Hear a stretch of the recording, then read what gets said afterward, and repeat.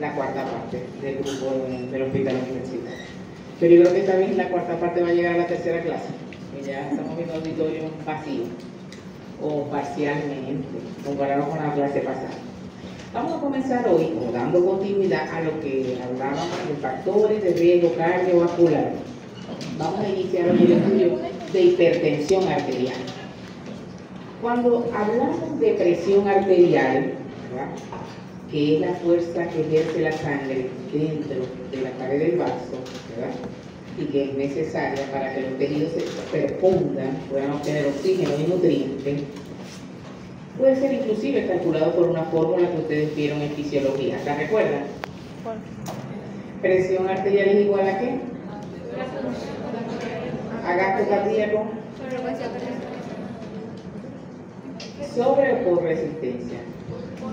Por resistencia. Y gasto cardíaco, entonces, ¿de qué depende? Volumen latido por frecuencia cardíaca. Todos esos factores van a estar involucrados en la fisiología de la presión arterial. Esa presión que ejerce la sangre dentro del vaso sanguíneo, cuando está en valores elevados o por encima de los valores estimados normales, hablamos del término hipertensión arterial. Entonces, dale la siguiente. Entonces, esta patología muy frecuente, porque ¿quién no tiene un familiar, el papá, la mamá, con hipertensión arterial? Esta es una patología bastante frecuente que tiene o mantiene elevada prevalencia y, por supuesto, como consecuencia, un impacto negativo en la mortalidad cardiovascular. Y lo incluíamos ayer, esta patología la incluíamos ayer, el martes, en los factores de riesgo cardiovascular. Es uno de los motivos más frecuentes de la consulta médica general de medicina interna de cardiología. Inclusive, en todas las especialidades, o todos los especialistas que tengan pacientes con la patología correspondiente a su especialidad, la gran mayoría también son hipertensos. Por supuesto, los pediatras no tienen el mayor número. Se estima más de 1.000 millones de personas con hipertensión arterial a nivel mundial y representa la principal causa de mortalidad, estimándose su implicación en más de 10 millones de muertes anuales. Se implica porque aquel paciente que, por ejemplo, desarrolla una neumonía, tiene una neumonía, un proceso infeccioso de vías respiratorias inferiores, el simple hecho de ser hipertenso facilita de que ese proceso infeccioso, el que padece en el momento, pueda presentar alguna complicación y facilitar que ese proceso sea la causa de muerte. Entonces, puede generar muerte porque aumenta la enfermedad cardiovascular, pero también potencia otras entidades. Entonces tenemos también que puede comprometer la calidad de vida con discapacidad y dependencia de las repercusiones socioeconómicas para la familia, para su entorno y para el país, porque genera gastos en el tratamiento, genera gastos en lo que son complementarios para su seguimiento, entre otras. La siguiente, entonces tenemos aquí, ¿qué es la presión arterial? Es aquel nivel de presión arterial que se ha demostrado que el beneficio de tratarlos es mayor, ¿verdad?, que los riesgos derivados del tratamiento, porque todos los medicamentos tienen efectos adversos, pero cuando usted tiene un paciente hipertenso y decide tratar, bien sea farmacológicamente o no farmacológicamente, en el caso de farmacológicamente sobre todo, existen efectos adversos. Entonces usted pone en una balanza y dice, preferible tratarlo y lidiar con los efectos adversos a que mantener este paciente con estas cifras de presión arterial. Gana mayor beneficio. La hipertensión arterial hipertensión arterial es la elevación de la presión arterial sistólica y o diastólica y ahí dice 140, 90, 140 para la sistólica y 90 para la diastólica en consultorio, después de varias tomas repetidas o de varias evaluaciones clínicas. Así se hacía hasta hace poco el diagnóstico de hipertensión arterial. Es decir, usted tiene un paciente en su consulta, llega varias consultas, reiteradas oportunidades, y usted le consigue la presión arterial en consultorio 140 o 90 para la diastólica en varias oportunidades, y usted dice, este paciente tiene diagnóstico de hipertensión arterial. Pero como la medicina se mantiene en movimiento, en avance, esto ya no es tan así. La siguiente, y cambia. Las guías de hipertensión arterial ya no son las mismas. En el 2018 nos decían eso, que lo tienen a mi derecha, a su izquierda. El diagnóstico de hipertensión se basa en repetidas mediciones de la presión arterial en distintas visitas. Por supuesto, ¿cuál es la excepción? Aquel paciente que tenía hipertensión grave 3, como se clasificaba, y sobre todo que son pacientes de alto riesgo. Esto ya cambió, o sea que ahora vamos a hacer diagnóstico de presión arterial con lo que tenemos para ustedes del lado derecho.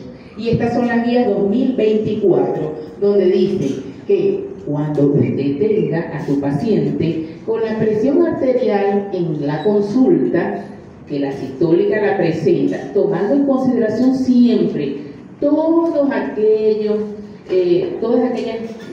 generalidades que debe considerar para hacer la toma de presión arterial, de la que hemos hablado en las clases de semiología, donde tiene que tener el paciente en reposo por lo menos 5 minutos, que no haya ingerido café 30 minutos antes, que no haya consumido alimentos 30 minutos antes, ni que haya fumado, que tenga la vejiga vacía, que consideremos la temperatura ambiente a la que está sometido el paciente, que el miembro esté a nivel del corazón, entre otras cosas que tienen que considerar siempre cuando toman la presión arterial. Pero usted tiene su paciente y la guía anterior le decía que tenía 140-90 igual o más, y ya en reiteradas oportunidades en consulta, no en la que llevaba el paciente en la hojita, en consulta, y ya eso hacía diagnóstico de hipertensión. Pero bueno, la guía del 2024 cambia y ya no dice que así es el diagnóstico. Toma en cuenta otras cosas que siempre me ha parecido que debía ser así. Tenemos un paciente que usted va a la consulta y tiene controles en su consulta con la sistólica entre 140 y 159 y que tiene 90-99. Usted le hace varias tomas de presión arterial y no hace diagnóstico. ¿Qué pasó? ¿Es eso? ¿Soy yo? No, es eso. Y no hace con eso diagnóstico de hipertensión arterial. Ya cambió, antes lo hacíamos, ahora no. Ahora, ¿qué hace usted con ese paciente? Vamos a ver qué pasa. Usted se va a basar, ay Dios mío, cuando usted tiene sospecha de hipertensión arterial, ¿qué podemos hacer con esto? A veces es el cable, pero ¿le pueden bajar? Ese es cuando me emociono y me muevo. Para allá y para acá, como las mises. ¿Ya? ¿Pasó? No, muchachos. Tiene usted un paciente en la consulta y en varias oportunidades, aunque niega hipertensión y está asintomático o aparentemente asintomático, porque aunque la presión arterial generalmente o en gran parte de los pacientes no presenta o no da síntomas, ya se ha demostrado que aquel paciente con hipertensión arterial que no ha tenido síntomas, o sea, hay mejoría clínica, su bienestar es la palabra. Su bienestar general mejora cuando iniciamos tratamiento, a pesar de que el paciente no tenía síntomas. Entonces eso como que no tiene, o si tiene síntomas, como que queda dudoso. A veces los pacientes de enfermedades crónicas se acostumbran, ¿no? A diferencia de las agudas. Un COVID da síntomas porque es aparatoso, el organismo no le da chance de establecer mecanismos para compensar el equilibrio interno medianamente y mantenernos libres de síntomas. Las crónicas sí dan chance. Entonces tenemos a ese paciente, volvemos a lo mismo, tiene 140, los valores que tiene ahí, 140 hasta 159, y o puede tener la diastólica de 90-99. Y usted, a pesar de que la ha tomado varias veces el consultorio, como decían las guías del 2018, todavía no puede decir que el paciente es hipertenso. Entonces nos vamos a ayudar en ese paciente que tenemos dudas. Tiene 155 de sistólica, tiene 95 de diastólica, no tiene diagnóstico de hipertensión arterial. Y en 3-4 consultas usted le toma esa presión arterial y la tiene de esa manera, porque también hay que resaltar que debe tomar la presión arterial por lo menos 3 veces. Las guías anteriormente decían, bueno, con las 2 últimas usted haga un promedio de las 2.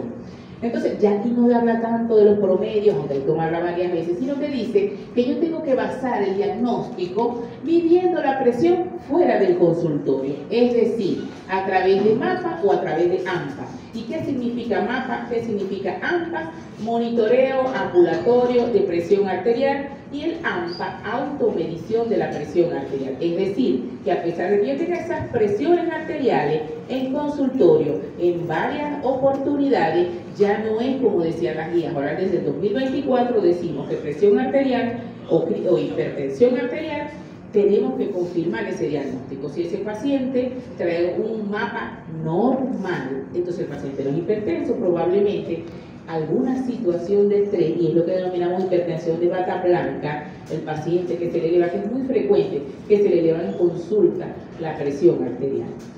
Entonces, eso es lo que vamos a hacer. Entonces, son mediciones, a menos que las mediciones no fuesen económicamente viables para el diagnóstico. Sería, entonces, cuando, bueno, nos tenemos que apoyar, si no podemos hacer un AMPA o un MAPA, nos tendríamos que apoyar en el juicio clínico con la toma de la presión arterial. Porque cuando hablamos de manifestaciones clínicas de las enfermedades, la presión arterial tiene una amplia ventana de manifestaciones clínicas, desde asintomática, oligosintomática, hasta muy sintomática, porque hay lesión de órganos grandes. Sin embargo, cuando ustedes hablan de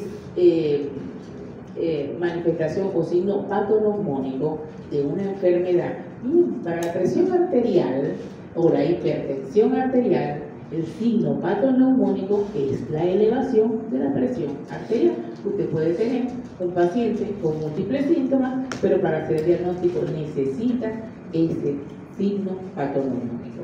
Y también, cuando tenemos aquel paciente que ya no está en aquellos valores que decía de 140 a 159, 90 a 99, sino que tiene igual o más de 160 a 100, ¿qué se recomienda? Que la presión arterial se confirme lo antes posible. Por ejemplo, un mes manda a venir, le cambia el estilo de vida si quiere al paciente y lo manda a venir en un mes.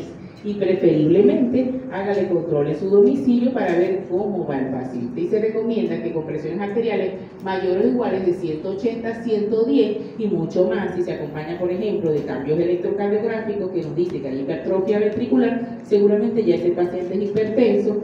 Y entonces, con esos valores, con el valor absoluto, nos toca descartar que el paciente no se encuentre en emergencia hipertensiva, porque tendríamos que actuar de diferente manera. La siguiente. Entonces, quedando claro qué es la hipertensión arterial y cómo hacemos para el diagnóstico en consultorio de que es un valor de cifra de presión arterial, pero que tenemos que confirmar con un AMPA y un MAPA cuando las presiones arteriales están elevadas, pero menor de 160 a 100. Tenemos también, que antes decía, la clasificación de la presión arterial, una clasificación según los valores de realidad, porque hay clasificación también de primaria o esencial, hipertensión secundaria. Pero esto que dice la guía, se habla de que la anterior guía, y se los traigo para que lo comparen, la anterior guía decía que eso es desde ahorita, desde ya lo que no sabíamos, esto que nos metemos nosotros es estudiar toda la vida, porque, uno que está lento en esta cosa, y me aprendo la aquella, y ya lo he aprendido muy bien cuando me toca aprender esta, ¿ves? Porque ya salió la nueva guía, y cuando ya me sepa que la estoy aplicando, sale la otra, y en eso vivimos toda la vida. O sea, no creen que esto se acaba cuando hagan el posgrado, ahí es que empieza lo bueno. Entonces tenemos que estos pacientes, se decía que clasificábamos al paciente aquel que teníamos por 140-90 de presión arterial, lo clasificábamos como, si la tenía normal, en la presión arterial óptima, y así lo escribíamos en la historia. También teníamos aquel paciente normal, normal alta, ¿verdad? Óptima, está debajo de 120-80, todavía está normal. normal alta, que no cumple los criterios de hipertensión, pero no está tan por debajo, no está tan debajo de 120/80. Y tenemos también cuando hacíamos diagnóstico de hipertensión y según el valor que tenía el paciente de cifras, decíamos, tiene estadio 1, estadio 2, estadio 3 de hipertensión arterial. Pues eso ya no es así tampoco. Cambió, muchachos, y ahora nos quedamos con esta nueva clasificación 2024, donde nos dice que la presión arterial la vamos a clasificar o a colocar en categoría de presión arterial no elevada, ya no normal. Decimos, este tiene la presión arterial no elevada, y el paciente que tiene la presión arterial elevada, y aquel paciente que tiene hipertensión arterial, que sí lo vamos a clasificar. Entonces, esta clasificación es lo que nos va a permitir seleccionar el tratamiento más oportuno para el paciente que usted tiene en ese momento. Usted decide si cambios en el estilo de vida, porque recordemos que la hipertensión es un factor de riesgo cardiovascular. O hacemos cambios en el estilo de vida, tratamiento terapéutico, entre otros. Continuamos. Hay definiciones también que la nueva guía resalta, y es siempre hablamos de la presión arterial sistólica aislada, donde la presión arterial sistólica, valga la redundancia, la de que depende de la sístole ventricular, estaba elevada, con presiones arteriales diastólicas normales. Esto es muy frecuente en los ancianos cuando los vasos sanguíneos están duros, calcificados, porque aumenta la resistencia vascular periférica. La presión arterial diastólica es un término que comienza a surgir, que es más nuevo que cuando hablamos de presión arterial sistólica. Y la diastólica se refiere a la presión arterial durante la diástole, que es una presión que ocurre durante la presión arterial pulsátil mínima. También resalta la presión arterial con sus diferencias entre un miembro y otro miembro. Y la diferencia, cuando hablamos de diferencia sistólica, de más de 10 milímetros cuando hacemos una presión sucesiva entre un brazo y otro. Entonces esto no es normal, porque uno puede tener en un paciente cifras de presión arterial de 10 milímetros de mercurio hasta 10 milímetros de mercurio de un miembro a otro miembro, y hasta ahí ser normal. Cuando aumenta por encima de estos valores esta diferencia de un miembro a otro, usualmente estamos en presencia de patologías de la aorta, insuficiencia aórtica, disección aórtica, cualquiera, que generalmente es el síndrome aórtico el que tenemos presente. También resaltamos hipotensión postural, también llamada hipotensión ortostática, que usted ve a su paciente que dice después que come, que generalmente pacientes con disautonomía, por eso es frecuente en el diabético, en los ancianos puede también presentarse. El paciente, por ejemplo, algunos cambios postprandial, perdón, hipertensión postprandial, esos pacientes que comen y después que comen hacen síntomas de hipotensión arterial, porque hay vasodilatación importante de los vasos espláncnicos, y como son muchos, suman en el árbol bronquial, perdón, en el árbol vascular, y hacen hipotensión arterial. En relación volvemos al término de hipotensión postural ortostática, como lo dice la lámina, es una disminución de más o igual a 20 milímetros de mercurio de la presión arterial sistólica, o igual o más de 10 milímetros para la diastólica, cuando medimos la presión arterial de una posición a otra. Puede ser de sentado a pie, a pararse, o puede ser de acostado a pararse. Por supuesto que el mejor hallazgo usted lo va a obtener en el paciente cuando se encuentra acostado y lo levanta. Y esa medición de la presión arterial para ver si hay cambio de este tipo, hay aparición de este tipo de hipotensión arterial, se debe hacer en un periodo máximo de 1 a 3 minutos para ponerse en hiperestación, y después de un periodo de 5 minutos sentado o acostado. Acuesta al paciente 5 minutos mínimo y lo manda a parar, o sentado lo manda a levantar. En ese momento usted tiene 3 minutos máximo para hacer la toma de presión arterial y hacer el diagnóstico de hipotensión. Ok, hay otros términos y seguimos hablando de términos, profe, esto es mucha literatura y es verdad, tienes razón. La hipertensión de bata blanca es aquella que está por encima del límite para diagnosticar hipertensión en la consulta, pero está debajo del límite en el domicilio en contextos ambulatorios. Usted la tiene elevada, pero todavía no puede hacer diagnóstico, no está en 160, 110, 180, 120, ¿no? Pero está en valores que no son normales, pero usted le manda a hacer el control, la automedición de presión arterial en domicilio y ese paciente tiene la presión arterial normal. Entonces, en algunos países la llaman hipertensión de túnica blanca. Tenemos también la presión arterial en consultorio, también conocida como presión arterial clínica. Ambos términos pueden ser intercambiables, ustedes lo pueden utilizar, son sinónimos. Y es el uso de la presión arterial en la consulta, a lo que se refiere a la guía. Puede medirse manualmente con un dispositivo automático, porque los dispositivos automáticos que están aprobados, no todos pueden ser utilizados. Hay algunas marcas que sí están aprobadas por las guías para utilizarse. Se pueden utilizar, pero tenemos que saber que el paciente que tiene arritmia cardíaca frecuente, que tiene fibrilación auricular, ese tipo de dispositivos nos puede dar error en la medición.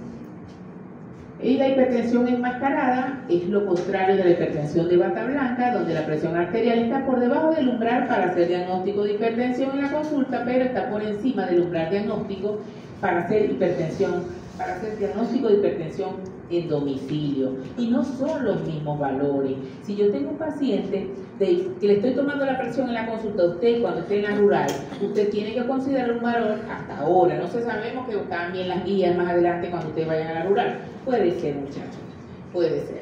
Entonces, usted tiene un paciente y usted va a hacer un corte de 140 a 90 para la consulta. Ese es el corte que usted va a tener cuando usted tiene frente a su paciente en el consultorio. Pero en domicilio, cuando usted al paciente le lleva ese control, ese AMPA, cuando el vecino le llega con los controles de presión arterial, porque, muchachos, los vecinos les encanta, ya lo ven a uno como médico y todo el mundo le lleva electrocardiograma. Eso es un sufrimiento. Dígame que aquí no les han llevado exámenes, rayos X y todo.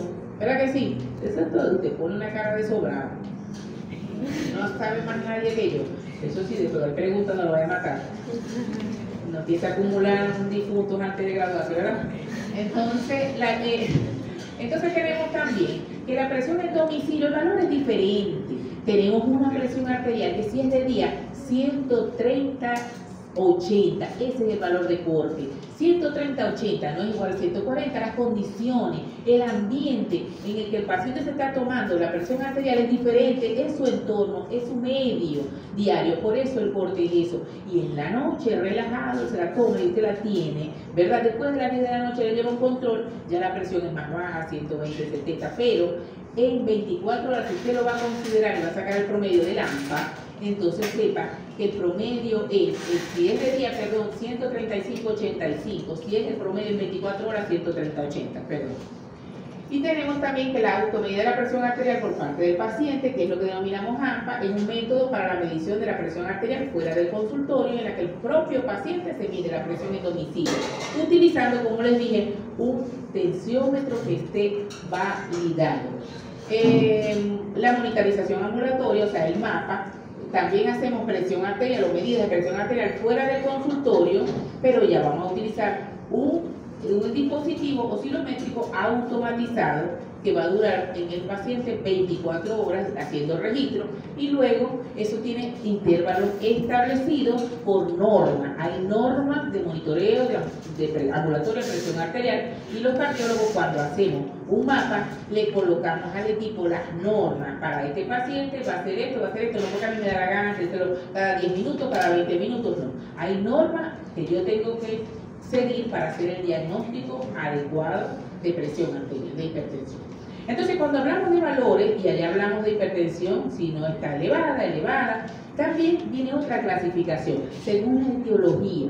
Y aquello en medicina, que no se diagnostica, que no se sabe la causa nunca, a lo mejor la tiene, pero nunca la conseguimos, nos cansamos de buscar causa, y entonces nosotros decimos que es una idiopática, ¿verdad que sí? Entonces el caso de la hipertensión arterial primaria, esencial o idiopática, que es la mayoría, el 90% de los pacientes hipertensos presentan este tipo de hipertensión arterial, y ahí lo dice 90-95 por los pasos, se manifiesta usualmente en edades avanzadas, no quiere decir que cualquier edad pueda presentar hipertensión arterial, porque esto es una entidad de causa multifactorial, pero generalmente a mayor edad, por rigidez de vasos sanguíneos y por otros factores, puede aparecer a mayor edad, mayor posibilidad. No descarta la posibilidad en individuos menores. Sin embargo, cuando usted tenga un paciente joven con hipertensión arterial, debe descartar si hay o no hipertensión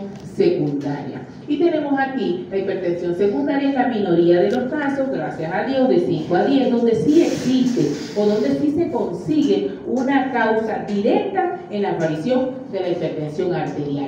Estas personas generalmente son jóvenes, menores de 40 años,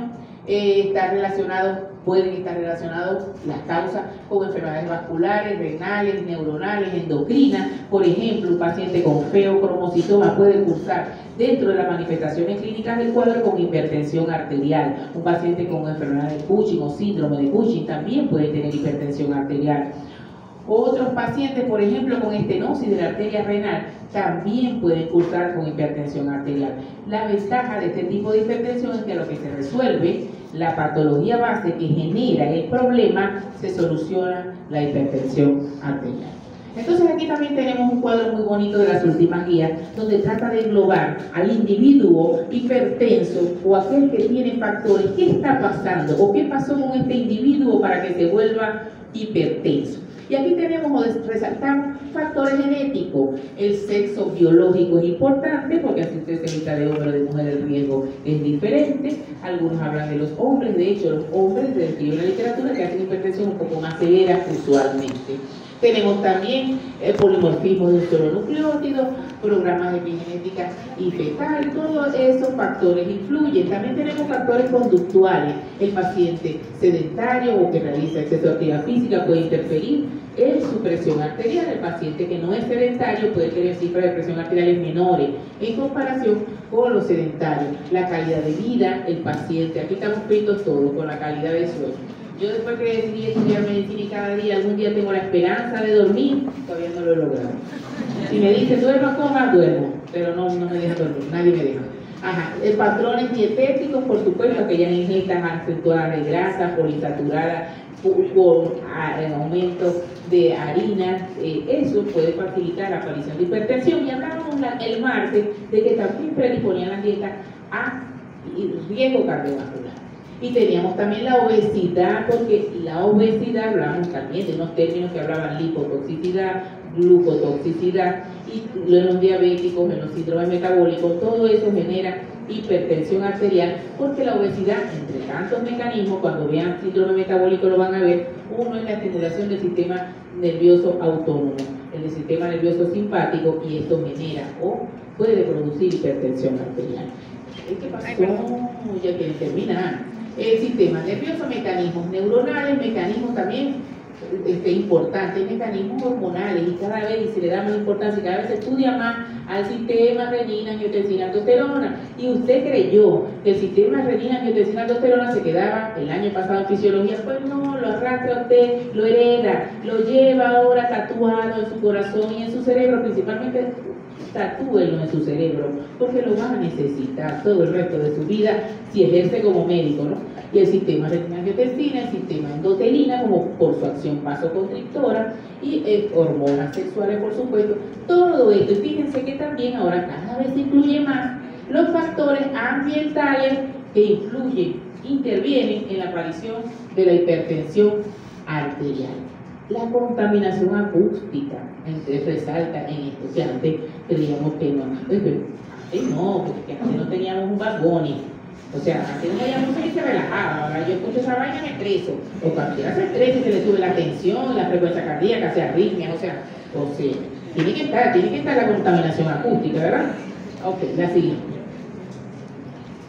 Entonces, volviendo, todos esos factores que hacen y que combinan en un solo individuo que se van a interactuar y van a producir elevación de la presión arterial. Y esto no es súbito, esto es progresivamente. Tenemos un paciente donde va a ocurrir, todos esos factores influyen y van a provocar cambios fisiológicos y anatómicos en los vasos sanguíneos principalmente, donde está, de los que depende la resistencia vascular periférica, de la cual depende a su vez la presión arterial. Entonces todos esos factores provocan que haya principalmente la ruptura del equilibrio entre aquellos factores que relajan el endotelio vascular en relación con aquellos factores que provocan la contracción del endotelio vascular. Se pierde ese equilibrio. ¿Cuáles son aquellos factores relajantes del vaso sanguíneo? Principalmente la producción de óxido nítrico, potente vasodilatador, se encuentra afectada. Y los factores vasoconstrictores, las endotelinas, también se pierde el equilibrio, comienza a disminuir, comienza el endotelio a disfuncionar y a producir cantidades inadecuadas de óxido nítrico, entre otras, y aumentar la cantidad de endotelinas con su función vasoconstrictora. Esto también es conocido, la disminución a nivel del endotelio de la prostaciclina y el aumento de los tromboxanos, que también contribuye a la pérdida del equilibrio, relajación, contracción de los vasos sanguíneos para mantener una adecuada resistencia vascular periférica. La siguiente.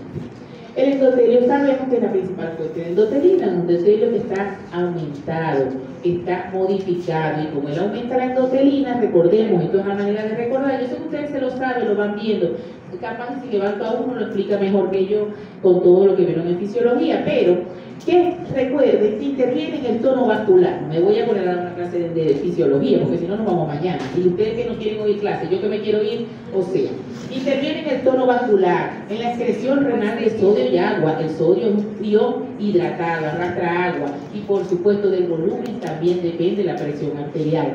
Entonces tenemos producción, y también interviene en la producción de matriz extracelular. Está implicado en el proceso de remodelamiento o de remodelado vascular y de proliferación celular. Hay actividad mitogénica que provoca mayor hiperplasia e hipertrofia del músculo liso. Esa es su función, pero cuando está aumentado, la hipertrofia y la hiperplasia del músculo liso vascular va a ser mayor. Entonces tenemos un endotelio disfuncional con una capa muscular que se ha hipertrofiado. Y esto va a generar a su vez un cambio entre el grosor, la relación que existe entre el grosor de ese vaso sanguíneo y la luz del mismo. El sistema renina-angiotensina también tiene además sus acciones propiamente vasculares, todos lo sabemos, induce estrés oxidativo en los tejidos y produce también cambios estructurales y funcionales, donde principalmente en el endotelio, que es el punto de partida de la hipertensión arterial, que configura, que lleva, ¿no? Como complicación trae la patología hipertensiva, la hipertensión arterial. También tenemos las acciones de la angiotensina 2, que son contracción del músculo liso vascular arterial y venoso, estimulación de la síntesis y secreción de aldosterona, liberación de noradrenalina en las terminaciones simpáticas, modulación del transporte de sodio, aumento del estrés oxidativo, entre otras funciones, y todas terminan produciendo hipertensión, mayor presión, aumento de la presión hasta un nivel no controlable por el propio organismo. La siguiente. Tenemos acciones no hemodinámicas también desde estas sustancias de la angiotensina 2 y de la aldosterona, desde aumentan las sustancias proinflamatorias tratando de rescatar este proceso que está ocurriendo, hasta incrementar el colágeno tipo 3 a nivel del corazón y a nivel de los vasos sanguíneos, con lo cual los vasos también se van a poner más duros, más tensos en la pared. Entonces tenemos, fíjense que lo que empezó por una disfunción endotelial en la parte más interna del vaso, fue generando y activando otros mecanismos que hacen modificación de la capa muscular, porque hay mayor producción de matriz, de células, y ocurre una alteración anatómica en la pared muscular, pero no se queda ahí, ya en el endotelio, ya son los músculos, pero también, como lo dice ahí, hay aumento del colágeno tipo 3 y esto también genera las capas más externas, se afectan, o sea que afecta todo el vaso sanguíneo y su funcionamiento. El vaso sanguíneo pierde la distensibilidad, diciéndolo de una manera, un término más sencillo, que no es el correcto, para amortiguar esa presión. Modifica, en conclusión, la presión, las presiones, la resistencia periférica. Recuerden que los vasos sanguíneos no tienen presión, ellos no tienen presión. La bomba generadora de presión es el corazón. El corazón es el que con su fuerza eyectiva, cuando hace el volumen latido para mantener el gasto y hace la frecuencia cardíaca, porque de él depende el gasto. Es por eso que me encanta cardiología, porque sin corazón no hay vida. Ustedes no ven, tiene alguien cáncer, tiene metástasis en todas partes, y el paciente, usted le pregunta, ¿de qué se murió? No, él tenía cáncer, tenía cáncer de colon, tenía metástasis en cerebro, tenía metástasis en hígado, en hueso, no podía más, se murió entonces de cáncer. Al fin le dejó un paro. Coño. O sea, si no se paga el corazón, está. ¿Me entienden? Entonces, por eso que los cardiólogos somos así. ¿Quién va a ser aquí cardiólogo? De yo no puedo tocar a agarrar en el posgrado. Ay, Dios mío. Bueno, si se van para la unidad que yo coordino. Ok, entonces tenemos esto que está ocurriendo en los vasos sanguíneos. Yo trato de explicárselo de una manera sencilla para que usted vaya a la literatura pueda entenderlo mejor. La siguiente.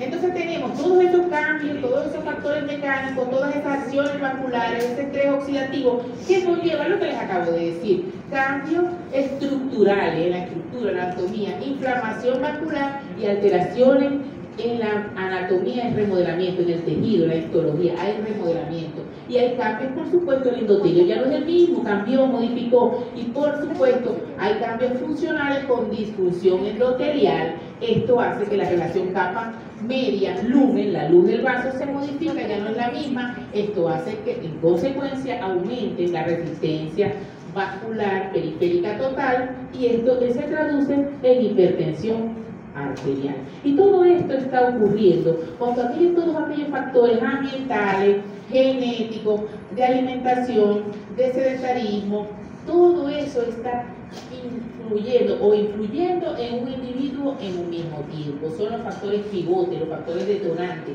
de que se produzca todo esto. Por eso es que las guías de riesgo cardiovascular les dicen a ustedes a 10 años, porque ese individuo que tiene alteraciones en la dieta, que tiene dislipidemia, va a terminar en esto, porque no es de un día para otro.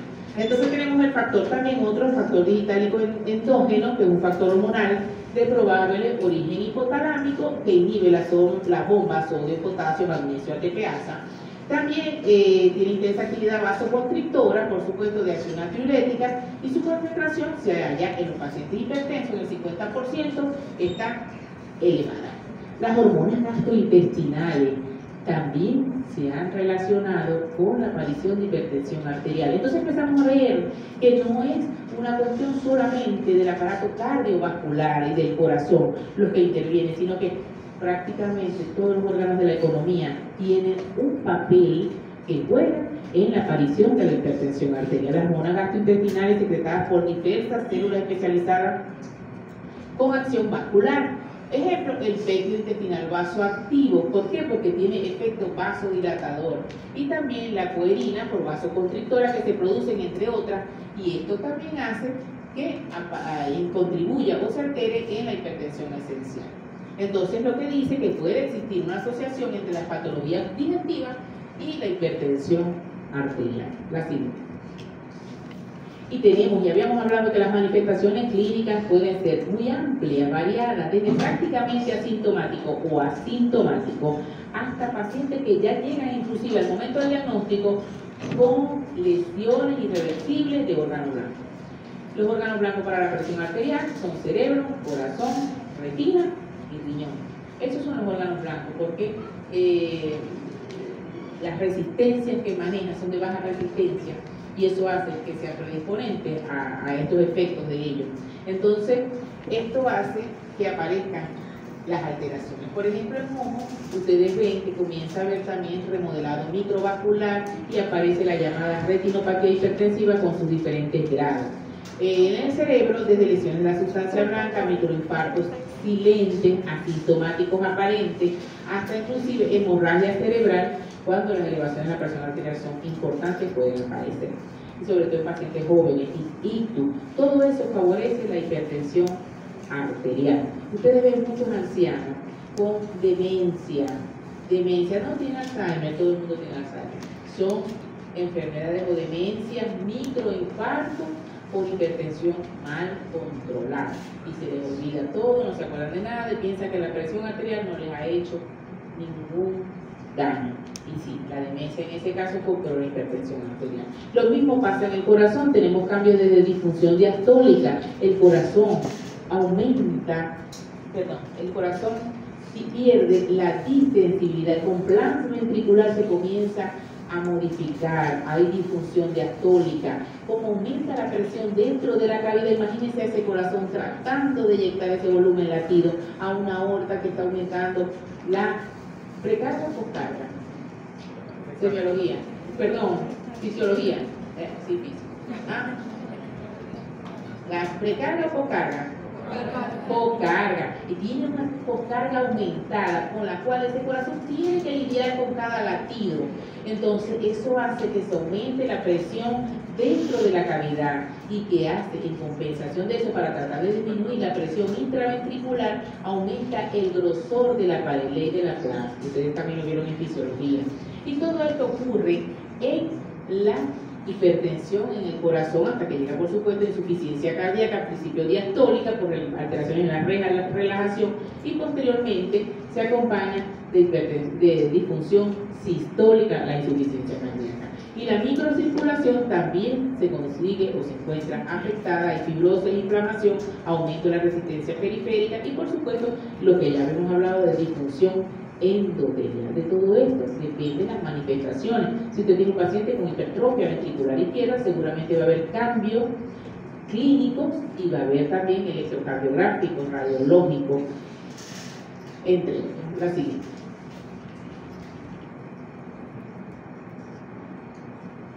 Ay, se terminó la clase, Daniel. También tenemos que saber que para el diagnóstico de hipertensión arterial dijimos que el signo patoneumónico es la toma de la presión arterial, ¿verdad? Ese es el signo patoneumónico. También tenemos que recoger una buena historia clínica, los antecedentes familiares y todo eso que hablamos del ambiente donde se desarrolla el estrés que tiene, si vive en una zona de mucho ruido, dígame si es colector de budio, entonces todo eso tenemos que revisarlo, recogerlo en la historia clínica. La edad es importante porque lo ayuda a usted a orientarse si estamos posiblemente en una hipertensión arterial esencial o secundaria. Tenemos que ver algunas otras manifestaciones dependiendo del cuadro que tengamos. Tenemos que buscarlo, si no lo hallamos, vemos trastorno en paciente que todo se le olvida, le dice familiar que tiene pérdida de la memoria anterógrada, y eso es importante resaltar, que ha tenido antecedentes de ictus, que ha tenido algunas otras manifestaciones de cada uno de los tejidos que logra afectar la hipertensión arterial. Cuando hablamos de hipertensión arterial secundaria, tenemos ahí una lista de todas las manifestaciones o de todas las patologías que pueden cursar dentro de su cuadro clínico con hipertensión arterial. Y bueno, ustedes saben leer, yo no les voy a empezar la más fastidiosa, pero si por ejemplo pudiéramos resaltar que cuando ustedes ven síndrome de Cushing, muchachos, me están entendiendo, porque yo le doy al rápido, sí, me pongo en 45, ¿estamos bien? Sí.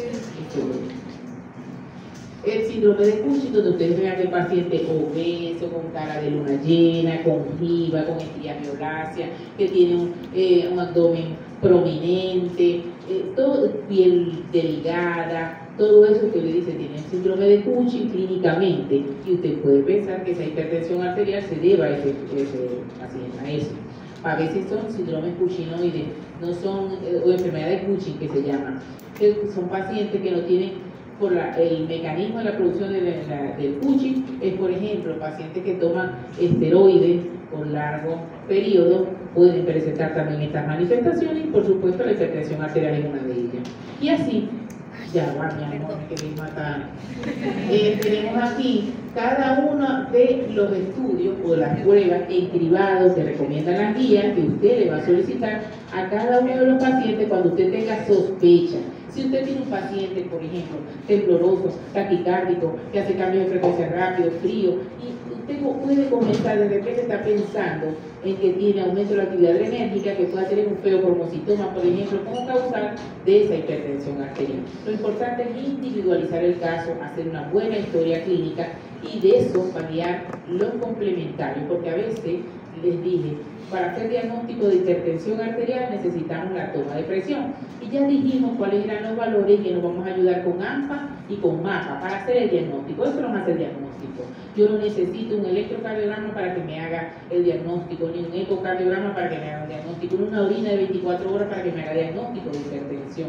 Esos complementarios en hipertensión esencial se realizan para llegar o para conocer hasta dónde ha provocado complicaciones la presión arterial. Usted puede ver un paciente que hace nefropatía por hipertensión y puede llegar a insuficiencia renal. Para eso que usted hace todo eso complementario, para llegar a saber las complicaciones que ha generado o los daños que haya generado en órganos y tejido blando la hipertensión. Okay, la siguiente, ahora sí, vamos a ver. Entonces, también tenemos otro tema. Vamos bien, ¿verdad? La hipertensión y cuál es la clasificación de esencial y primaria, y que por supuesto. Mira, bajar el volumen a eso. No es la computadora. Sí, bajar el volumen. Bajar el volumen. Esa es una guía. Esa presentación yo de la crisis hipertensiva en la pandemia la grabé porque no estaba en el cuerpo presente, y es la misma modificada, le va agregando entonces unas láminas hablan y otras no. Las viejas que todavía están, que todavía sirven, hablan solas. Ok, entonces tenemos, y sería bueno para ponerlo y no tener que hablar. La crisis hipertensiva, cuando hablamos de la crisis hipertensiva, tenemos un aumento brusco e importante de la presión arterial. Brusco e importante de la presión arterial. Mayor o igual a 180 para la sistólica, mayor o igual de 120 para la diastólica. Eso es un valor que nosotros podemos determinar.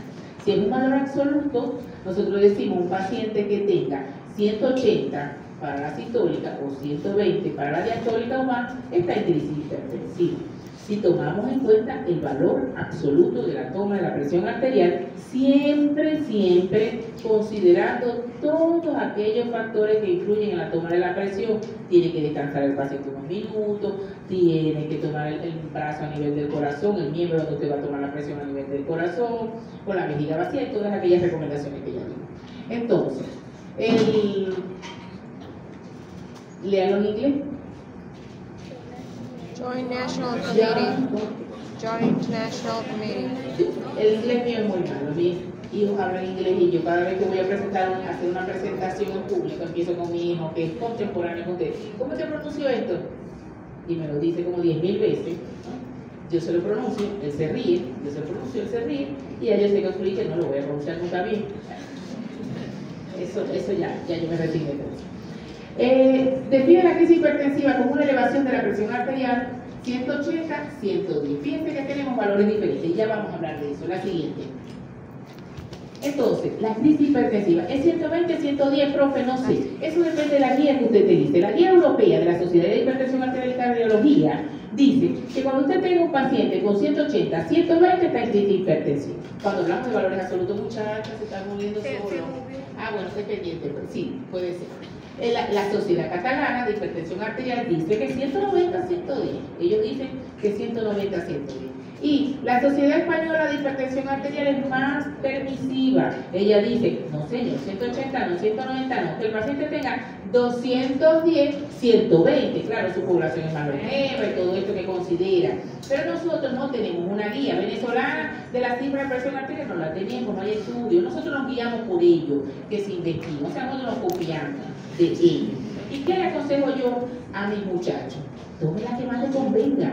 Tome la que más le convenga, porque esto es un valor absoluto de la presión arterial y esto no es lo que marca la pauta. Lo que marca la pauta es el paciente. Su paciente es el que le dice, porque si usted tiene 150, 90 de presión arterial en un paciente con una disección aórtica, es una emergencia hipertensiva y usted tiene que correr y tiene 180, 150, 110, por ejemplo, tiene que correr a bajar esa presión arterial en menos de 2 horas, tiene que hacer un descenso importante de la presión. Pero aquel paciente ya que, como dicen los muchachos, ya que pase por la emergencia y tal vez recibe que ustedes ahí cansados vayan a anular en la rita a las 3 de la mañana y no pasó ni la ay doctora, ya que tú estás desocupada, tómeme la atención, ¿no? Provocan llevar un manguito bien duro y dejarlo hacer un ratico, ¿no? Por esa hora, o sea, porque dice, ese es el yaque. El caso de que se la encontró alta, el paciente está asintomático totalmente, ya va. La profe dijo que la que me convenga, ahorita me conviene, tiene 180, pero ahorita me conviene decir más a las 3 de la mañana y yo no voy a parar a ponerle nada a este cuerpo, yo lo voy a mandar a su casa. Entonces ahí usted dice, no, para crisis hipertensiva tiene que tener 210, 120, y vos tenés 190, no, clasifica para tratarte con una crisis hipertensiva, para tu casa, el paciente está bien, está playero, como decimos nosotros, ese no necesita intervención. Lo que quiero decirles con esto es que el valor absoluto de la presión arterial no es lo que más resalta, muchachos. No es que usted le llega al paciente, el acompañante del que se envenenó y la tiene en 180 con tremendo susto cualquiera, se le va a subir la presión arterial y usted va a venir y acuérdese ahí, oxígeno, vía. No, ya va, cálmense. Pero puede ser que un paciente le llegue con 170, 110 o le llegue con 180, 120, para que hablemos de presión arterial, con 180, 110, pero llega en el contexto de dolor precordial opresivo, llega con crepitantes en marea ascendente, está haciendo edema agudo de pulmón, eso tiene que tratarlo, no puede esperar, no va a esperar a que llegue a 210, porque a mí me gusta la vía española de hipertensión, y entonces como no tiene, no sé por qué tiene crepitantes, pero la atención no es, porque la vía española dice que 200, ¿me entienden lo que les quiero decir? Entonces hay que ser juicio clínico, al final son guías, nos guían, no nos marcan la pauta y el camino, el paciente es el que marca la pauta, por la siguiente. Entonces tenemos, ¿qué pasa con la crisis hipertensiva? Son más o menos frecuentes, ustedes van a llegar con frecuencia en su rural y en el resto de su atención médica, el vecino, nunca falta que usted llegue a las 8 de la noche, molido en la casa y le salga el vecino, ¿me puede tomar la atención? Ya les pasa, ¿verdad que sí? Tienen un examen de anatomía, de histología, de biología, cualquiera de eso, o cuando tengan el de semiología, ¿verdad muchachos, los míos? ¿Verdad? Que tienen pánico, psicoterror con el oral de semiología, y viene el vecino y tiene la tensión alta, entonces viene y tiene 190, 110, como le digo que yo tengo que estudiar, ahora me va a quitar tiempo. Dios mío, no tiene hipertensión, porque es de 210 a 120, usted no tiene, vaya que tengo que estudiar. Entonces tenemos 3% de los pacientes hipertensos tendrán al menos una vez en su vida exacerbación de la presión arterial, independientemente de que tengan el mejor cardiólogo de la bolita del mundo, de que tenga lo que sea, puede tener, con la literatura lo dice, le tocó el 3%, es él, se le subió la presión arterial a pesar de su tratamiento óptimo, dieta, etc. Puede ocurrir en hipertensos conocidos, por supuesto. Yo puedo tener un paciente hipertenso conocido, alguna causa generosa de elevación de la presión arterial y elevó la presión arterial, pero a veces el paciente anda muy campante y un día, que no es hipertenso, no se conoce hipertenso y eso es más o menos frecuente, le dice, debuta con una hipertensión arterial, es hipertenso, se hace hipertenso en ese momento. 3 de cada 1000 habitantes acudirá a la emergencia cada año por hipertensión, por esta emergencia hipertensiva. Y las emergencias hipertensivas estarán presentes en el 25%. ¿Qué les quiero decir esto? Que hay una clasificación de la emergencia que es viejita. Los europeos ya no les gusta, a mí sí me gusta esa clasificación. Ya algunos dicen, no, ya eso está desactualizado, no sé qué, porque yo creo que en medicina hay quien repara para jodernos la vida. Esto ya no sirve, ayer mañana sí sirve, pues mañana no sirve. ¿Verdad que sí, muchachos? Les tienen que pagar porque joda la vida. Después que lo estudiamos una vaina completa, y te la sabes, la manejas y te sientes bien, viene y publica una vaina que es todo lo contrario y después empezar otra vez a estudiar todos los días. O sea, déjenme vivir, por eso es que mi hijo, que tiene la edad de ustedes, no está aquí sentado con ustedes, porque cuando le dije, vaya a medicina, estás loca, mami, yo no quiero saber qué tú tienes para mí. Inteligente muchacho me sale.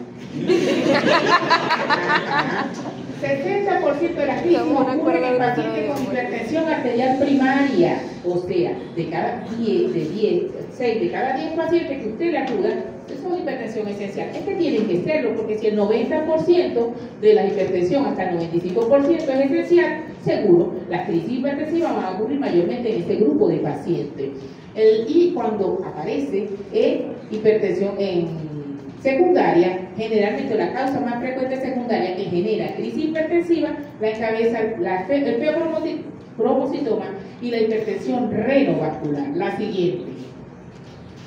¿Y qué lleva a un paciente a que haga crisis hipertensiva? ¿Por qué mi paciente que venía bien, mi papá que venía bien, seguro compró de esos medicamentos hindú? Eso hay que meterlo en la lista venezolana. Oye, los hindú, los de las farmacias esas móviles, hay que meterlo en esa lista, pero como no está publicado en la literatura, no lo quise incluir. Pero tenemos aquí, desapego al tratamiento ambulatorio. Usted le pone el tratamiento, eso son muchas trepas, doctores, no me voy a tomar todo eso, yo no tengo dinero para tomármela. Y pero ¿por qué mi vecino toma nada más enalapril 5 miligramos? Y a mí usted me está poniendo 3. ¿Por qué? Mismo, porque se va a morir el otro. El otro tiene 140-90, usted tiene 180-110 de hipertensión, su hipertensión más severa. Pero hacerle entender al paciente que lo necesita y que debe mantenerlo es trabajo de nosotros. Entonces tenemos también el sexo masculino, es más frecuente que presente crisis hipertensiva que las mujeres. Ganamos una chica. Otra más, anotemos. Ser afroamericano, pacientes geriátricos, a veces el paciente empieza, me tomé el tratamiento, no me lo tomé, creo que sí me lo tomé, a veces me lo toman 2 veces, pero muchas veces lo dejan de tomar, y a veces inclusive por recursos económicos. Tenemos también el uso de cocaína que produce vasoconstricción, puede generar crisis hipertensiva en individuos hipertensos o no hipertensos. Usted sospecha que es con la uña chiquitacita largota, tiene alteraciones del tabique, todo eso empieza usted a sospechar, así se lo niegue, de que el paciente consume cocaína. Tabaco activo, porque es conocida la relación de la disfunción endotelial que provoca el tabaco, ¿verdad? Y que el tabaco también es conocido de que de manera aguda puede elevar la presión arterial en el paciente. Tenemos también el nivel socioeconómico bajo, o sea, todos nosotros. La mayoría, no voy a decir todo, porque hay gente que debe tener para ayudarnos a nosotros. Nosotros, los pobres, difícil, no sé. Ahora sí, hablando en seriedad. A los niveles socioeconómicos muy bajos porque les cuesta mantener el tratamiento. Hay medicamentos que son costosos y ellos les dificulta tener un tratamiento óptimo para su presión arterial. A veces en el hospital practicamos no medicina basada en la evidencia, sino medicina basada en la existencia, porque uno viene y le dice al paciente, tengo esto por aquí, bueno, no es la primera elección, pero es lo que tengo, y es lo que le puedo regalar al paciente para que trate de, por lo menos, mejorar las cifras de presión arterial. Y eso es importante. Padecer un desorden somatomorfo, porque hay pacientes también que tienen alguna alteración psiquiátrica, depresión, pueden generar olvido o abandono del tratamiento. La siguiente. Entonces, todas estas causas generan hipertensión. O sea, ya sabemos que está provocado por cualquier evento o enfermedad, causas endocrinas, renales, antecedentes cerebrovasculares o falta de adherencia al tratamiento que lo interrumpa, que disminuya la medicación. A veces pasa que la parte económica juega un papel muy importante en nuestro medio, lamentablemente. El paciente que se toma el medicamento un día sí, un día no, para que les rinda, y así le dicen a uno, para que les rinda. Doctora, me lo tomo interdiario. Y los fármacos no tienen una vida media, por lo menos que tiene indicado, tiene una vida media de 48 horas y empieza a haber el descontrol y la crisis hipertensiva. El embarazo también exacerba la presión arterial y puede haber crisis hipertensiva y la intoxicación por drogas. La siguiente. Entonces, ¿cómo pasa esto? Cualquier enfermedad, evento estresante que sea capaz de modificar alguno de los mecanismos reguladores de presión arterial, porque nosotros tenemos mecanismos propios que tratan, y los fármacos por supuesto nos ayudan, de mantener una presión arterial media entre 50 y 150, y nuestro organismo se mantiene libre de manifestaciones clínicas. Todo lo que logre rebasar esa presión arterial media, en este caso por hipertensión por encima de 150, va a provocar o modificar los mecanismos que regulan el sistema nervioso autónomo, el eje renina-angiotensina-aldosterona, la producción endotelial de óxido nítrico se va a ver también agudamente más afectada y la producción de sustancias vasoactivas aumenta en relación a las vasodilatadoras y por supuesto se incrementa la resistencia vascular sistémica. A través de estos mecanismos aparece la elevación de la presión arterial y la crisis. Hay algunos más, ay Dios mío, despertar, ¿se te fue la luz? Está aburrida la clase. La damos así. Yo la dejo así y la tienen ahí. La ven y listo. No me den idea. Ajá. Y aparece la crisis hipertensiva. La siguiente. Entre las patologías más comunes que se asocian a la hipertensión, tenemos a crisis hipertensiva que se pueden presentar, cursar con hipertensión arterial en crisis, enfermedades neurológicas como la enfermedad cerebrovascular, tanto isquémica como hemorrágica, las hemorragias intracraneales y la encefalopatía hipertensiva. Por supuesto, un tejido que está isquémico, en este caso en el cerebro, un tejido que está isquémico, tiene lo que llamamos en medicina todavía área de penumbra, que es la zona que rodea ese tejido isquémico, ¿verdad? Esa área de penumbra es un tejido de transición entre el normal y la zona isquémica propiamente. Ese tejido no haya para dónde agarrar. Yo le estoy diciendo de manera muy sencilla y coloquial para que ustedes me entiendan.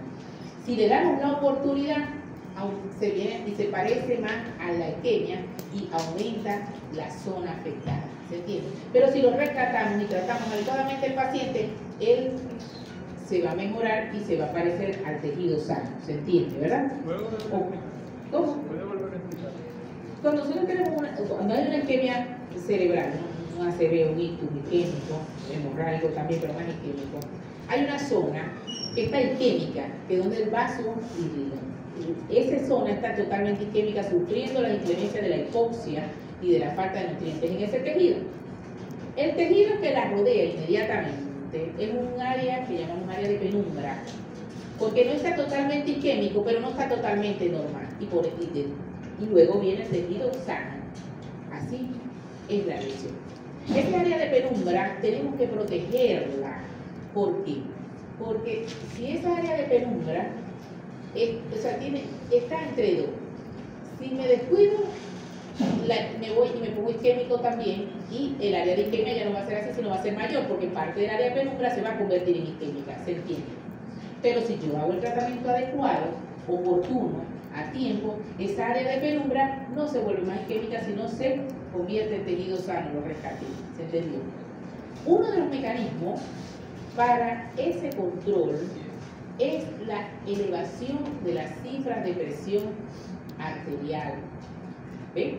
Porque nosotros, nuestro tejido, nuestro organismo aumenta la presión para tratar de salvar ese tejido que está sufriendo, esa área de penumbra.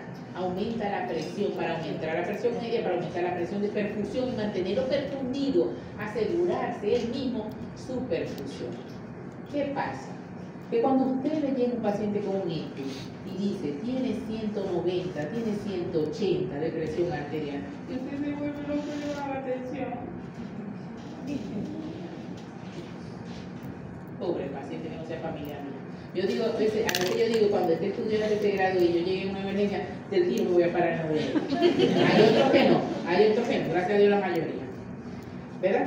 Entonces, eso hace que esa zona de presión arterial, esa zona que está sufriendo, por eso aumenta la presión arterial. El aparato cardiovascular trata de compensar esa zona.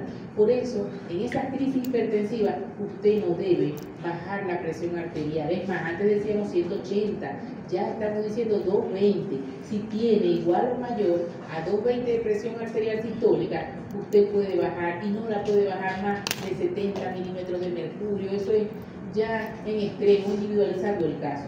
Pero si usted le tiene a su paciente 160, 170, no me le baje la presión arterial, porque usted dice, ya llegué a 120.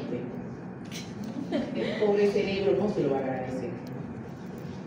Tenemos también enfermedades cardiovasculares, aneurisma disecante de la aorta y la insuficiencia cardíaca aguda, el síndrome coronario agudo. En esos casos hay que hacer descenso de la presión arterial. Por ejemplo, en el síndrome coronario de disección aórtica aguda es una verdadera emergencia hipertensiva, donde esa presión está generando daño en la pared y la pared se está disecando, se están separando sus capas y se está formando una falsa luz.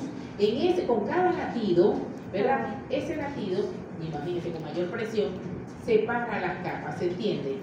¿Verdad? Se empiezan a separar y cada latido se va formando una falsa luz. En ese caso, miren muchachos, tenemos que bajar esa presión arterial inmediatamente. Tenemos máximo 2 horas para corregir esas presiones arteriales porque la vida del paciente lo amerita. Es diferente. Porque cuando usted tiene algunas elevaciones puede tardarse un poco más en elevar la presión arterial. La insuficiencia renal aguda, los trasplantes renales y todas esas cosas pueden cursar o pueden ser manifestaciones de una crisis hipertensiva tipo emergencia. La siguiente. Entonces, les decía yo, la clasificación que es viejita y que me gusta, porque es práctica. Y tenemos la urgencia hipertensiva, la emergencia hipertensiva. Llamemos urgencia hipertensiva aquel aumento de cifras de presión arterial, como los valores según las guías, aquellos que vimos según las 3 guías, ¿verdad? Pero que no tiene o no manifiesta al paciente daño endotelial, ¿verdad? Puede tener manifestaciones, pero no necesariamente tiene daño endotelial. Por ejemplo, el paciente puede tener cierto dolor de cabeza, me duele la nuca, ¿no? Tengo como cierta falta de aire, y usted le toma la presión arterial y usted ve que no hay compromiso de órgano, está oligosintomático, puede tener algunos síntomas, pero sin mayor compromiso de tejido, y usted, ese paciente, debe bajarle la presión arterial, pero no con la rapidez y con la urgencia de las emergencias hipertensivas. Se busca a través, ¿y cómo lo vamos a hacer? A través de medicación oral. Y usted viene y le dice, tome estos 50 miligramos de captopril, la presentación que tenemos no es para vía sublingual, es para vía oral. Tome 50 miligramos de captopril, no se toma el antihipertensivo, tome su alodipina, lo que le corresponda, lo acuesta en un sitio tranquilo, en un ambiente tranquilo, si tiene dolor de cabeza le alivia el dolor, le da su medicación, repito, vía oral, y eso va a mejorar esa urgencia hipertensiva y lo envía para su casa. No hay riesgo de daño irreversible a órgano blanco. Pero cuando tenemos una emergencia hipertensiva, las cifras arteriales están igualmente elevadas que la urgencia hipertensiva en cuanto a valor absoluto, pero hay daño agudo a órgano blanco que puede comprometer la función de dicho órgano. Es ese paciente que le llega con angina de pecho, con dolor precordial opresivo, sudoroso, pálido, frío, con crisis hipertensiva. Ahí hay potencial daño a órgano blanco y es una crisis hipertensiva tipo emergencia. O aquel paciente que llega en el contexto de una crisis hipertensiva con edema agudo de pulmón, o llega con un ictus isquémico, pero sabiendo que nosotros no podemos bajar la presión arterial, como les acabo de decir.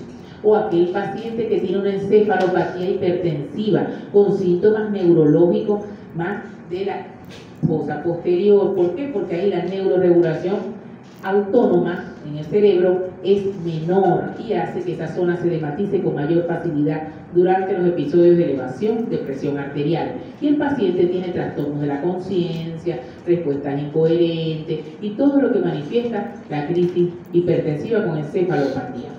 Entonces, ¿cuál es el objetivo aquí? Es bajar la presión arterial, ya no con tratamiento vía oral, sino con medicación endovenosa. La presión en menos de 1 hora la debemos bajar usualmente, pero no es que va a bajar de 100, de 210 a 120, tampoco. Los objetivos del descenso de la presión arterial es más o menos un 25, máximo un 30% del valor. Si tiene 210, ¿a dónde la va a llevar? 180. 180, 170, más o menos esos valores. Quiere decir que nos la va a llevar, no, todavía la tiene alta, y otra vez, y todavía la tiene alta, y dale, y sale el paciente, váyase que ya está de alta. Doctor, pero si tengo mareo, no sé qué tiene, pero ya yo la atención trabaja. Usted llegó con 210 y la tiene 120, ya se puede ir. O sea, que el paciente, pero yo llegué caminando bien, bueno, y tengo mareo, bueno, no, yo no sé qué tiene, pero ya yo la atención se la bajé. Entonces hicimos un descenso brusco de la presión arterial. Y esta es la idea y el mensaje principal que quiero que se lleven esta mañana. La siguiente. La indicación de los tratamientos son endovenosos, no voy a detallar el tratamiento, eso lo ven ustedes en clínica, vuelven a agarrar esa guía, que a lo mejor cuando usted llegue a la clínica ya no está en 2024, está en otra, y va a estudiarse todo ese tratamiento. Entonces, ¿qué es pseudocrisis hipertensiva? La pseudocrisis hipertensiva, aquella que nos engaña, un aumento súbito de la presión arterial a valores igual que la urgencia o la emergencia hipertensiva, 210, 110, 180, 120, esos valores elevados, pero es debido a una acción del sistema simpático, es una reacción aguda. Por ejemplo, dice ahí el dolor, aquel paciente que tiene cólico renal, ¿quién no ha tenido aquí cólico renal? ¿Alguien ha tenido cólico renal? Mire, aquí no se le sube la tensión con cólico renal. A mí no me ha dado, gracias a Dios, pero he visto pacientes que están desesperados por el dolor, se le sube la presión y llega a la emergencia y tiene 180, 110 con ese dolor cólico renal fuerte. Y usted se va a ocurrir primero bajar la presión. No, es activo el sistema simpático. simpático. Bajen el dolor para que esa tensión baje, porque es una pseudocrisis hipertensiva, es un valor absoluto que elevó, porque el simpático, que es el sistema de alerta que tenemos, le elevó la presión arterial. Lo mismo pasa con el paciente en el perioperatorio y viene y va para la consulta de cardiología y tiene la presión bien, y va para el anestesiólogo, está raspado, y el día de la cirugía lo sacaron por hipertensión. Y yo, Dios mío, ¿será que los anestesiólogos entienden que hay una cosa que se llama sistema nervioso autónomo y que el simpático en estos pacientes a cualquiera, no, sino que lo íbamos a operar de catarata, y cualquiera que se piense que va a perder la visión de un ojo, y más si le falta el otro, se asustan porque creen que lo van a, y si me dejan mal, y que no le pasa a uno por la cabeza. Eso se llama pseudocrisis hipertensiva. La siguiente. Tenemos entonces, continuando con las emergencias hipertensivas, tenemos emergencia hipertensiva propiamente dicha, y nos referimos con este término a las situaciones clínicas o subclínicas que ponen en riesgo inminente la vida del paciente, ¿no? Y que está caracterizado en este caso por daño a órganos blancos. La elevación de la presión, en este caso, cumple un rol patogénico fundamental en la aparición y en la progresión de dicha alteración. En cambio, en las emergencias hipertensivas o en las emergencias clínicas asociadas a hipertensión, son situaciones clínicas que ponen en riesgo la vida del paciente. Es la situación clínica, pero en este caso, la hipertensión tiene una participación variable, o sea, no causa efectos directamente. Tiene una participación variable en la génesis y en la progresión del cuadro, pero no hay evidencia clara sobre la necesidad y el beneficio del tratamiento antihipertensivo. Así.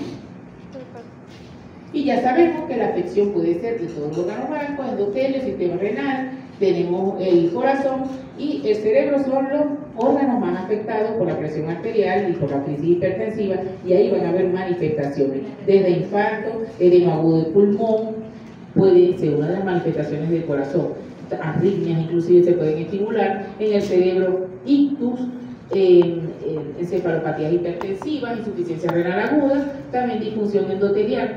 Cuando hacemos fondo de ojo podemos ver cambios en la misma. La siguiente. Entonces, volviendo a la fisiopatología, más de lo mismo, un factor pivote, un desencadenante, el paciente tiene un estrés, abandonó el tratamiento, cambio de marca, lo estiró, lo que sea. Y eso hizo que se produzca un aumento brusco o súbito de la presión arterial. Se activan los mecanismos compensadores tratando de lograr el control, y esto si falla va a haber formación de especies reactivas de oxígeno, aumenta más la resistencia vascular sistémica. La siguiente, en términos generales, este aumento brusco de la presión va a generar primero un estiramiento capilar y la inflamación. Esto lleva más disfunción endotelial mediada por endotelinas, citoquinas, moléculas de adhesión, lo que afecta la producción de sustancias vasodilatadoras, disminuye más la producción de óxido nítrico, y este desbalance entre la vasoconstricción y la vasodilatación, las sustancias que producen vasoconstricción y vasodilatación, conlleva a tres mecanismos agudos: aumento de la resistencia vascular sistémica de manera irreversible o sostenida, incremento de la permeabilidad vascular por la cascada inflamatoria que se activa, y la cascada inflamatoria activada incrementa la permeabilidad vascular perpetuando el ciclo. La siguiente. Tenemos también esta vasoconstricción propicia al aumento de la presión arterial, y esto, tratando de compensar, aumenta la natriuresis y puede llevar a un estado de hipovolemia. Inclusive hay un aumento de la cascada de la coagulación, de su actividad, hay aumento también de la adhesión plaquetaria, hay bloqueo de la fibrinolisis, y hay lo siguiente. Estos mecanismos provocan depósitos de fibrina, pérdida de la función autorreguladora vascular y daño endotelial con vasoconstricción y descarga de sustancias vasoactivas. Esto, a su vez, como se perpetúa, provoca mayor vasoconstricción y provoca el círculo vicioso se mantiene, lo que conlleva un estado de hipoperfusión y la isquemia del tejido si se prolonga. La siguiente. ¿Qué vamos a ver? En las urgencias, las manifestaciones clínicas más frecuentes de cefalea, puede haber epistasis, astenia, alteraciones motoras y sensitivas, parestesias, hormigueo, puede presentar el paciente, dolor opresivo pero no de fuerte intensidad leve, cuadros de dificultad para respirar, y las emergencias ya más clínicamente significativas los síntomas: dolor torácico opresivo y todas las que dicen ahí. Muchas veces el paciente puede acudir con un cuadro más inespecífico aún. La siguiente. Entonces tenemos la urgencia hipertensiva, es un resumen de lo que hemos hablado, parte de la siguiente alternativa terapéutica, asociada a furosemida. Esto es la urgencia hipertensiva. Y la siguiente. Y este es un cuadro también de diferencia entre la emergencia y la urgencia hipertensiva. Dale, pues. Para el diagnóstico, historia clínica rápida y concisa, desarrollando una buena enfermedad actual, desde cuándo comenzaron las manifestaciones. Los antecedentes personales son importantes, destacando inclusive los familiares y hacer una buena exploración física donde tenemos que hacer hincapié en la toma de la presión arterial en ambos brazos, de pie y acostado, y buscando todo eso que acabamos de hablar. Y la exploración es cefalocaudal, desde la cabeza hasta el pie, incluyendo fondo de ojo. La siguiente. El laboratorio que nos complementa ya sabemos que no es para hacer diagnóstico de hipertensión arterial o de crisis hipertensiva, sino más bien para determinar lesión de órgano blanco. Si usted pide creatinina y está viendo que la creatinina está en ascenso, el paciente le muestra una creatinina de días anteriores y está normal y tiene 3 de creatinina, usted está viendo que está haciendo insuficiencia renal aguda, probablemente por el aumento de la presión arterial. El electrocardiograma también nos orienta si tiene taquicardia sinusal, si hay hipertrofia, si hay crecimiento auricular, entre otras. La tomografía de cráneo también está, no a todos los pacientes con crisis hipertensiva, sino a aquellos pacientes que usted tenga como lesión de órgano blanco, se está expresando en el cerebro. Y la tomografía abdominal, si está pensando en una disección aórtica abdominal, si está pensando en un feocromocitoma que está cursando con crisis en el momento, entre otras causas. Cada una de las presiones, cada uno de los complementarios tiene su indicación precisa. Y tenemos también hipertensión maligna acelerada, que son formas oligosintomáticas, hipertensión severa con daño vascular en retina o edema de papila. De esa manera se puede presentar, o de forma plurisintomática con hipertensión y daño ocular, que se asocia a compromiso cardíaco, insuficiencia renal aguda o accidente cerebrovascular. Usted ve cambios en la retina, elevaciones importantes en la presión arterial y ya hay daños de otros tejidos. La siguiente, ahí le aparecen las manifestaciones, y esto que está aquí no es para ustedes, ¿no? Vamos a ver.